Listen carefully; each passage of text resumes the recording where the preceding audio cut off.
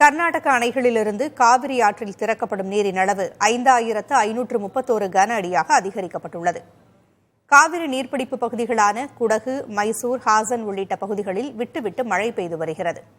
இதனால் கிருஷ்ணராஜசாகர் அணைக்கு நீர்வரத்து 6146 கன அடியாக அதிகரித்துள்ளது. அணையிலிருந்து 531 கன அடி நீர் திறக்கப்பட்டு வருகிறது. இதேபோல கபினி அணைக்கு நீர்வரத்து 5118 கன அடியாக உள்ள நிலையில் அணை முழு கொள்ளளவை எட்டியுள்ளது. இதனால் காவிரி ஆற்றில் 5000 கன அடி நீர் வெளியேற்றப்பட்டு வருகிறது. இந்த இரண்டு அணைகளிலிருந்தும் காவிரி ஆற்றில் 5531 கன அடி நீர் திறக்கப்பட்டு வருகிறது. இதனிடையே மேட்டூர் அணைக்கான நீர்வரத்து 2 நாட்களுக்கு பிறகு மீண்டும் குறையத் தொடங்கியுள்ளது. 4521 கன அடியாக இருந்த நீர்வரத்து சற்று குறைந்து வினாடிக்கு 4197 கன அடியாக உள்ளது.